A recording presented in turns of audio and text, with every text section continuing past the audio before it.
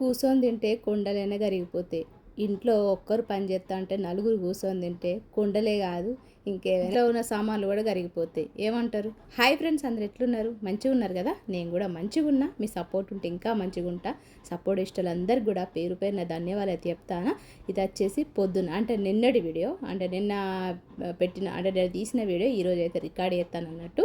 పొద్దున్న లేవగానే నేనైతే జిమ్ కోసం కావాల్సిన ఫుడ్ అయితే చేస్తూ ఉంటా.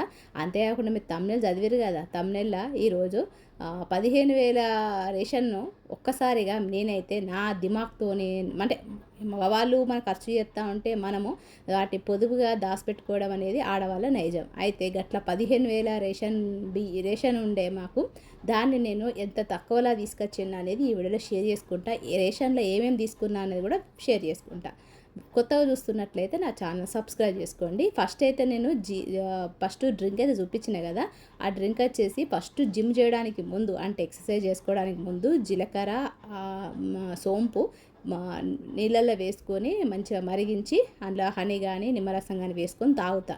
ఇక్కడైతే నేను మా ఆయన ఆఫీస్ నుంచి అంటే జిమ్ నుంచి వస్తారన్నట్టు, జిమ్ నుంచి రావడానికి ముందు ఇక్కడ బ్రేక్ఫాస్ట్గా ఈరోజు అయితే బ్రెడ్ ఆమ్లెట్ ఎత్తాను. అంటే ఇక అప్పటిదప్పుడే ఎగ్స్ అయిపోయినాయి అన్నట్టు. మా ఆయనకు జిమ్ నుంచి వచ్చేటప్పుడు తీసుకురమ్మన్న. ఒకవేళ ఇంట్లో ఉంటే నేనైతే ఎగ్ ఎక్కువ బాయిల్ చేసి తీసుకుంటా, ఆమ్లెట్ అయితే ఇయ్య. కానీ ఇక జిమ్ నుంచి వచ్చేటప్పుడు ఎగ్స్ తీసుకొని రమ్మన్న, అందుకని చెప్పి ఎగ్స్ తీసుకొచ్చిండు. అందుకని చెప్పి బ్రెడ్ ఆమ్లెట్ అయితే ఎత్తాను. ఫస్ట్ అయితే 4 ఎగ్స్ అయితే కొట్టి పోసుకున్నా. అందులో కొత్తిమీర, కరివేపాకు, పచ్చిమిర్చి, కొద్దిగా ఉప్పు, జీలకర్ర, మీకు ఇష్టం ఉంటే కారం కూడా వేసుకోవచ్చు. ఇంకా ఇక కారం అయితే ఎత్తలేను, మీది నుంచి వేద్దామని చెప్పి. అయితే ఇవాళ రేషన్ అయితే తీసుకొచ్చిండు. ఎప్పుడు రంజాన్ అప్పుడు ఒకసారి తీసుకున్నాం, తర్వాత బక్రీద్ తర్వాత ఒకసారి తీసుకున్నాం. అంటే 2 నెలలకు ఒకసారి అయితే నేను రేషన్ అయితే తీసుకుంటా సరుకులు. అయితే ఒకప్పుడు ఆ 15,000 వరకు నేను బిల్లు చేసేదాన్ని. నేను చేసేదాన్ని కాదు, నేను అట్లా అని చెప్పి పొదుపు కోసం ఎక్కువ పిసినార్తనం కూడా చెయ్య. కానీ మనం పిసినార్తనం చేస్తేనే రేపో రోజున మనం మంచిగా బతకగలుగుతాం, మన పిల్లలు కూడా మంచిగా బతకగలుగుతారు. ఇక ఇష్టం వచ్చినట్టు మా హస్బెండ్స్ ఖర్చు చేస్తా అంటే మనం కూడా సపరేకున్నా, మనం ఖర్చు చేస్తా అంటే హస్బెండ్ సపరేకున్నా కూడా ఎవరు సపరేకున్నా కూడా, ఎవరు సపోర్ట్ చేయకపోయినా కూడా ఇంట్లో కష్టమైతే వస్తుంది. ఎందుకంటే పొదుపు చేయకపోతే ఇంకా చిల్లర ఎక్కువైపోతుంది, పైసలు ఖర్చులు ఎక్కువైపోతాయి, అసలు ఒక సిస్టమేటిక్ అయితే ఇంట్లో ఉండదు. అయితే దాని గురించి కొన్ని చెప్తా.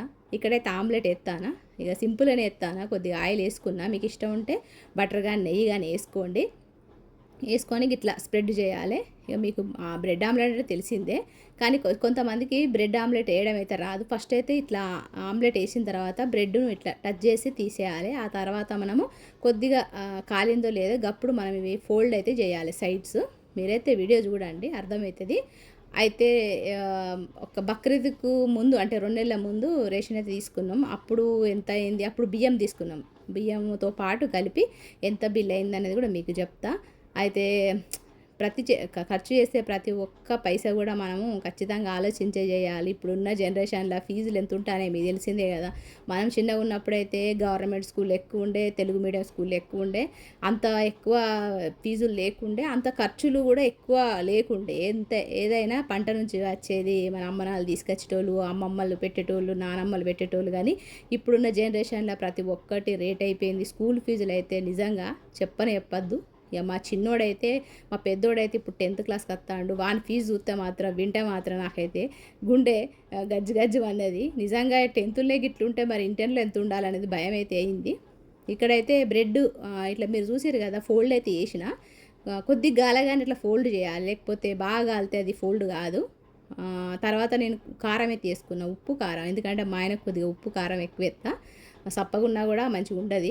మగవాళ్ళకు ఉప్పు కారాలు బాగానే తినిపించాలి, సప్పగా ఉంటే ఇక మంచిగా ఉండదు అన్నట్టు. ఇట్లా అవుతున్నది. ఇక్కడ నేను కారం వేసుకుంటాను, మళ్ళీ మీద నుంచి ఉప్పు కారం అన్నీ వేసుకుంటాను. ఇట్లా పొద్దునైతే బ్రేక్ఫాస్ట్గా హెల్తీగా ఎక్కువ ప్రోటీన్ తీసుకోవాలి. కుక్కర్లో అయితే నేను శనగలు బాయిల్ చేసిన, రోజు ఖచ్చితంగా ప్రోటీన్, హై ప్రోటీన్ ఒక కప్ అయితే తీసుకుంటాం. దాంతోపాటు ఎగ్లో కూడా ప్రోటీన్ ఉంటుంది కదా, అందుకని చెప్పి ప్రోటీన్ ఎక్కువ తీసుకున్నా కూడా కష్టమే. ఎక్కువ ప్రోటీన్ తీసుకున్నా కూడా బాడీలో ప్రాబ్లమ్స్ వస్తాయి అన్నట్టు. కాబట్టి ఎంత మోతాదులో తీసుకోవాలో అంత మోతాదులో తీసుకోవాలి. అంటే రోజుకు ఒక 50 గ్రామ్, 70 గ్రామ్, 100 గ్రామ్ అట్లా తీసుకోవాలన్నట్టు. అంటే మన ముట్టి అంతా, మన దోశలంతా తీసుకోవాలి, ఎక్కువ తీసుకోవద్దు ఏదైనా. ఎక్కువ ప్రోటీన్ అయితే రోజు కావాలి కాబట్టి ఒక దోశలు తీసుకోవాలి, అంటే దోశడు తీసుకోవాలి, ఎక్కువ తీసుకోవద్దు. ఇక్కడైతే ఇక బ్రెడ్ ఆమ్లెట్తో పాటు మ్యాంగో ఇస్తానన్నట్టు, ఎందుకంటే నేను మార్నింగ్ బ్రేక్ఫాస్ట్లో ఒక ఫ్రూట్ అయితే ఖచ్చితంగా యాడ్ చేస్తాను. ఏ బ్రేక్ఫాస్ట్ చేసినా దానికి ఖచ్చితంగా ఒక బనానాను, యాపిల్, పోమోగ్రానేట్ లేకపోతే జామకాయను ఏదో ఒక ఫ్రూట్ అయితే తీసుకుంటాం అన్నట్టు. జిమ్ చేస్తా అంటే ఇప్పుడు అర్థమవుతుంది. ఇన్ని రోజులు నేను మా ఆయన జిమ్ చేస్తా అంటే ఇంకా సన్నగా అవుతలేవు, ఇంకా లావే ఉన్నావు, అది ఇది అని అనేటోళ్ళం మేము. కానీ ఇప్పుడు నేను చేస్తా అంటే నాకు అర్థమవుతుంది నిజంగా నిజంగా మోస్టోనికే తెలుసు కావడి బరవ అంటారు కదా, గట్ల అన్నట్టు. ఇక్కడైతే మా ఆయన కోసం మ్యాంగో బ్రెడ్ ఆమ్లెట్ రెడీ అయిపోయింది. ఇంకా మా ఆయనకైతే ఇచ్చేస్తా. ఇంకా నేను కూడా జిమ్ చేసుకుంటా, పని చేసుకుంటా, తింటాను అన్నట్టు. ఇక్కడ మా ఆయనకైతే పాప చేసి ఇచ్చిన జిమ్ చేసి వచ్చేయండి, ఆ లెగ్స్ చేసిండట. ఒక లెగ్స్ మీద 75 కేజీలు 100 కేజీలు పెట్టుకొని లేపుతారు అన్నట్టు. అంత హెవీ వెయిట్ లేపెట్టడానికి కొంచెం నేను ఇంకా ఫుడ్ పరంగా చూస్తే తక్కువనే ఇస్తానా, ఇంకా ఎక్కువ ఇవ్వాలి. ఇది వచ్చేసి ఇంకా మా చిన్నోడైతే పొద్దు లేచుడుతోనే బ్రష్ చేసిన వెంటనే ఇక వాని పని వాడు చేసుకుంటాడు. తినరా అంటే తింటలేడు. ఇక మా ఆయనైతే హ్యాండ్స్ చూపిస్తాడు మా చిన్నోడికి, మా పెద్దోనికి. ఇక మా పెద్దోడు ఏమైనా తక్కువనా, ఇక నాకు కూడా నేను కండలని చూపిస్తాడు. చూస్తారు కదా, వాళ్ళ డాడీకి పోటీ ఉంటారు అన్నట్టు. ఈ మధ్య నాకు కూడా కండలు వస్తానే అంటే నాకు వస్తానే అని అట్లా ఊహించుకుంటారు మా పిల్లలు, మా హస్బెండ్. ఇక వాళ్ళతో పాటు నేను కూడా తోడైపోయినా. ఇక నా కండలు కూడా నేను చూపిస్తాను రోజు ఎక్సర్సైజ్ చేసుకుంటా. ఇక మా చిన్నోడు ఏదో మాస్క్ రెడీ చేసుకుంటాడు, స్పైడర్ మ్యాన్ మాస్క్ అట. వాడు ఇంట్లోనే రెడీ చేస్తాడు. ఇంకా 4 రోజులు అయితే ఇక స్కూల్ స్టార్ట్ అవుతాయి. ఇక స్కూల్ స్టార్ట్ అయిన తర్వాత ఆ టైము, ఆ లైఫ్ అంతా వేరే అన్నట్టు. ఆ లైఫ్ స్టైల్, సిస్టమేటిక్, ఒక టైము అంతా వేరే అన్నట్టు. 2 నెలలు ఎట్లా గడిచిపోయినాయి కూడా అర్థమవుతలేదు. అట్లయితే గడిచిపోయినాయి. ఇక అమ్మమ్మలు, నానమ్మలు ఇంటికి ఎవ్వరింటికి పోకుండా ఇక ఇంట్లోనే పిల్లలు ఆడుకుంటా, గేమ్లు ఆడుకుంటా, టీవీలు చూసుకుంటా, తినుకుంటా ఇట్లయితే టైంపాస్ చేసిర్రు. మీరు కూడా చూసిర్రు వాళ్ళు చేసిన టైంపాస్లు కొన్ని. అయితే ఇక మొత్తం మా ఆయన అయితే ఆఫీస్కి వెళ్ళిపోయిండు. ఇక పిల్లలైతే వాళ్ళ పని వాళ్ళు చేసుకుంటారు. ఇక గిన్నెలు అయితే ఉండే, ఆ గిన్నెలన్నీ క్లీన్ చేసుకున్న తర్వాత మీతోని రేషన్ గురించి చెప్తా. రేషన్కు సంబంధించి ఎట్లా పొదుపు చేసినా 15,000 ఉన్న రేషన్ను ఒక్కసారిగా ఎంత తక్కువగా తీసుకొచ్చినా అనేది చూపిస్తా మీకు. ఇక్కడైతే గిన్నెలు అయితే అన్నీ క్లీన్ చేసుకున్నా. కిచెన్ అయితే క్లీన్ అయిపోయింది. ఒక 2 గంటలు మాత్రమే కిచెన్ క్లీన్ ఉంటుంది, ఆ తర్వాత మళ్ళీ యథావిధిగా అయిపోతుంది అన్నట్టు. ఇక్కడైతే ఈ రేషన్ చూపించడానికి కనీసం రాత్రి అయింది అన్నట్టు. రాత్రి 7:30కి అట్లా నేనైతే వీడియో తీస్తాను. ఇక రేషన్ అయితే తీసుకొచ్చిండు. ఎక్కువ అంటే తీసుకోలేదు, అంటే డ్రై ఫ్రూట్స్ కొన్ని, పప్పులు కొన్ని అన్నీ ఉండే. ఎందుకంటే స్కూల్ లేకుండే కదా, ఎక్కువ టిఫిన్లు అయితే చేయలేదు అన్నట్టు. కాబట్టి ఇంకా పప్పులు ఉప్పులు కూడా ఎక్కువ ఖర్చు కాలేదు. ఇక్కడ మిర్చి పౌడరు, ఆయిల్ ప్యాకెట్లు అయితే 8 తీసుకుంటాం. కానీ ఇంకొకటి ఉండే అన్నట్టు, నేను ఎక్కువ ఆయిల్ యూజ్ చేయ. ఒకవేళ మా పెద్దోడు వంట చేసిన, మా ఆయన వంట చేసిన ఎక్కువ ఆయిల్ యూజ్ చేస్తారు అన్నట్టు. నేనైతే ఎక్కువ ఆయిల్ యూజ్ చేయ. బెల్లం తీసుకున్న 1 కిలో, ఎందుకంటే నువ్వుల లడ్డూలు, మరమరాలతో లడ్డూలు అవన్నీ కూడా ఇక స్కూల్ స్టార్ట్ అవుతానే కదా చేసి పెడతా అన్నట్టు. ఇట్లా ఇక్కడ పుట్నాలు, ఎర్రపప్పు, బబ్బెర్లు, నల్ల శనగలు అన్నీ కూడా తీసుకున్నా. ఇక్కడ సాబ్దాని కూడా తీసుకున్నా, సగ్గుబియ్యం చిన్నవి, ఉప్మా చేయడం కోసం, స్వీట్ చేయడం కోసం అని చెప్పి అట్లయితే తీసుకున్నా. ఇవన్నీ కూడా హోల్సేల్లో తీసుకుంటాను అన్నట్టు. మా ఆయనకు చెప్పంగా హోల్సేల్లో తీసుకుని స్టార్ట్ చేసిండు. పెళ్ళైన కొత్తలో హోల్సేల్లో తీసుకున్నాడు. అప్పుడు ఒక 2,000 2,500 పడేది, ఎందుకంటే మేము ఇద్దరం ఉండేటోళ్ళం కదా. ఆ తర్వాత పిల్లలు కొంచెం మా పెద్దోడు అయిన తర్వాత, పుట్టిన తర్వాత వాని కోసం అంటే పిల్లలకు సంబంధించి మంచి మంచి ఫుడ్లు తీసుకోవాలి, మంచి మంచి ఫుడ్ తినిపించాలంటే ఇక్కడ హోల్సేల్ దొరుకుతలేవని చెప్పి మా ఆయన ఏం చేసిండు, డీమార్ట్ పోదాం అన్నాడు. డీమార్ట్ పోదామనేసరికి ఇక డీమార్ట్కి అలవాటు అయిపోయింది అన్నట్టు. కొన్ని సంవత్సరాలు, ఒక 5-6 సంవత్సరాలు డీమార్ట్కే పోయినాం.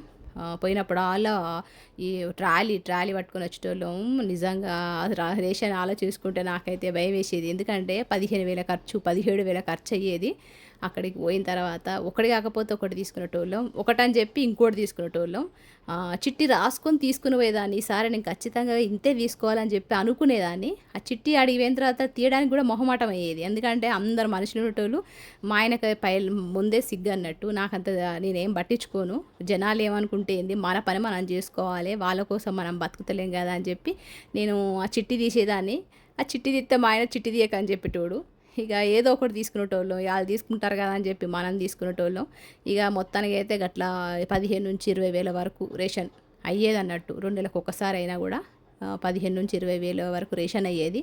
మా పెద్దోనికి ఇక నేనైతే చెప్పంగా మా ఆయన అయితే ఒకసారి హోల్సేల్లో తీసుకుందాం, ఇవే రాసినయే మనం హోల్సేల్లో తీసుకుందాము బియ్యంతో పాటు ఎంత పడుతుందో చూద్దామని చెప్పి ఇక మా ఆయనకైతే నచ్చి చెప్పిన. నిజంగా మగవాళ్ళు వాళ్ళకి ఏం తెలియదు, సంపాదిస్తారు, బాధ్యత అంతే, వాళ్ళ బాధ్యత సంపాదించడము, వాళ్ళు మనకు చేతులకు ఇవ్వడం, కానీ మనం ఖర్చు చేసే అంతా కూడా మన చేతులు ఉంటుంది. ఈరోజు ఒక్క పైసా దాచుకుంటేనే రేపు ఆ రోజున మనకు ఏదో ఒక విధంగా మనకి హెల్ప్ అవుతుంది అన్నట్టు. కష్టాల్లో ఉన్నప్పుడు ఎవ్వరు రారు, మనది మనకే. మనం హ్యాపీగా ఉన్నప్పుడు నలుగురు వచ్చి మాట్లాడుతారు, కానీ మనం బాధలు ఉన్నామంటే ఒక్కరు రారు. కాబట్టి మన పైసలు మనం పొదుపు చేసుకోవాలి. ఇలా దాచిపెట్టుకున్న పైసలు రేపటి మన పిల్లల భవిష్యత్తుకు, మన ఆరోగ్యానికి మంచిగా పనికొస్తాయి అని చెప్పి ఇక మా ఆయన చెప్పంగా మా ఆయన సరే అన్నాడు. ఇక మస్తు డిఫరెంట్ వచ్చింది అన్నట్టు. మెల్లగా 12,000కి వచ్చింది, తర్వాత 8,000. ఇప్పుడు తీసుకున్న రీసెంట్గా తీసుకున్న రేషన్ అయితే మాకైతే 6,000 పడ్డది. దాంతోపాటు బియ్యం కలిపి 2,000, అంటే మొత్తం కలిపి 8,000-7,500 వేలల్లో అయిపోయింది అన్నట్టు. అంతకుముందు కూడా కొద్దిగా రేషన్ ఉండే అన్నట్టు, మొత్తం కలిపి 7,500 వరకు పడ్డది అన్నట్టు. నిజంగా ఖర్చు చేయాలంటే విత్తిన్ ఒక్క నిమిషం సరిపోదు, అదే సంపాదించాలంటే కొన్ని రోజులు కాదు, కొన్ని సంవత్సరాలు కూడా పడుతుంది అన్నట్టు. మన చేతుల మీదనే ఉంటుంది. భర్త మన చేతుకు మన బాధ్యతగా మనకి ఇచ్చినప్పుడు వాళ్ళ నమ్మకాన్ని మనం పాడు చేయొద్దు. వాళ్ళు కష్టపడిన సంపాదించిన పైసలకు మనం విలువ లేకుండా అయితే చేయొద్దు. వేస్ట్ ఖర్చులు అవిటికైతే యూజ్ చేయకండి మీరైతే. రేషన్ అయితే 8,000 వరకు 7,000 వరకు అయ్యింది. ఇట్లా పొదుపు చేసుకుంటుంటే అన్నిటికన్నా ఎక్కువ పొదుపు చేసేది రేషన్లోనే ఉంటుంది. ఆ తర్వాత మనం వేరే దాంట్లో ఎక్కడన్నా అంటే కరెంటు బిల్లు కానీ అవి చేయొచ్చు, కానీ రేషన్ దగ్గరనే మనకు 2-3 వేల వరకు మిగులుతాయి అన్నట్టు. అక్కడ మనం పొదుపు చేస్తే మంచిగా నెలకు 2-3 వేలు వెనకేసుకోవచ్చు. ఇక్కడైతే రేషన్ మొత్తం కూడా క్లీన్ చేసుకున్నా, అంటే ఫస్ట్ అయితే గ్లాసులు క్లీన్ చేసుకున్నా. ఈ గ్లాసులు కూడా నేను వెనకేసుకున్న పైసలతోనే, అంటే మా ఆయనయే, అంటే చిన్నగా చిల్లర ₹1, ₹2 అట్లా ₹10 ఉంటే అవన్నీ కూడా ఒక డబ్బాలు వేసుకొని అవి జమ చేసుకొని ఫ్లిప్కార్ట్లో ఆర్డర్ చేసి 200కు 300కు అట్లా షీషలు అయితే తీసుకున్నా. అంతకుముందు ప్లాస్టిక్ డబ్బాలు అన్నట్టు, ఒక్కొక్క ఆయిల్కి ఒక్కొక్క డబ్బా అట్లా వచ్చేది. ఆ డబ్బాలు మంచిగా లేవు అని చెప్పి తీసేసిన. ఇంకా గ్లాసులు అయితే యూజ్ చేసిన. బాగా రోజుల గ్లాస్ అయితే ఇప్పుడు తీసుకొని కూడా 4-5 సంవత్సరాలు అవుతుంది. 4-5 కాదు, 10 సంవత్సరాలు అవుతుంది ఈ ఇంట్లోకి వచ్చినప్పటి నుంచి. నేను ఏ వస్తువును కూడా ఎక్కువ పాడు చేసుకోను, తొందరగా పాడు కాకుండా చూసుకుంటా అన్నట్టు. ఇక మొత్తానికి అయితే ఇట్లా షీషలు అరేంజ్ చేసుకుని ఎక్కువ రోజులు నిలువ ఉండాలని చెప్పి. ఇంకా ఎందుకంటే మనము మగవాళ్ళకు అంతగా బాధ్యత అనేది ఉండదు కాబట్టి, ఏదైనా భూమి తీసుకోవాలన్నా, ఏదన్నా ల్యాండ్ తీసుకోవాలన్నా, ఏదన్నా ఇల్లు తీసుకోవాలన్నా కూడా, ఏది చేయాలన్నా కూడా మా ఆయన అయితే నన్ను అడుగుతాడు. ఎందుకంటే మనం మెచ్యూర్డ్గా ఆలోచిస్తాం. మన ఇంట్లో ఖర్చులు ఎంత అవుతాయి, మనం ఎంతవరకు వెనకేసుకోగలుగుతాం అనేది కూడా అన్నీ కూడా మనకే తెలుస్తాయి. అంటే ఆడవాళ్ళుగా మనకే తెలుస్తాయి. మగవాళ్ళు సంపాదిస్తారు, ఇప్పుడున్న జనరేషన్లో మగవాళ్ళు ఆడవాళ్ళు ఇద్దరు సంపాదిస్తారు. ఇంకా సంపాదించినా కూడా మాకు సరిపోతలేవు అంటారు. నేనైతే ఆశ్చర్యపోతా, ఎందుకు సంపాదించినా సరిపోకపోవడానికి కారణం ఏంటంటే అసలు ఖర్చు పెట్టే దగ్గర మనం ఆలోచించకపోవడమే దానివల్ల. కాబట్టి ఖర్చు పెట్టే ప్రతి రూపాయి ఎంత కష్టపడితే వస్తుంది అనేది ఆలోచించుకొని ఖర్చు పెట్టండి. ఇద్దరు సంపాదిస్తున్నారంటే ఖచ్చితంగా ఎంత పైసలు వెనకేసుకోవచ్చు అనేది మీకు తెలిసిందే. ఒక్కరు సంపాదిస్తున్నారు, వాళ్ళ కష్టము వాళ్ళ విలువకు ఒక విలువిచ్చి మన పైసా ఖర్చు చేసేటప్పుడు ఆలోచించుకొని ఖర్చు చేయండి. పిల్లలకి ఇచ్చే ముందు కూడా చెప్పియండి. ఇట్లయితున్నది, ఈ విధంగా నేను సెట్ చేసుకున్నా. మరి మీకు నచ్చింది అనుకుంటానా ఈ వీడియో? నచ్చితే ఖచ్చితంగా లైక్ ఇవ్వండి. కొత్తోళ్ళు అయితే సబ్స్క్రైబ్ చేసుకోండి. మరొక మంచి బ్లాగ్తో మంచి వీడియోతో మిమ్మల్ని అయితే కలుస్తా. మరి అంతవరకు ఉంటా. మరి నమస్తే, సెలవు.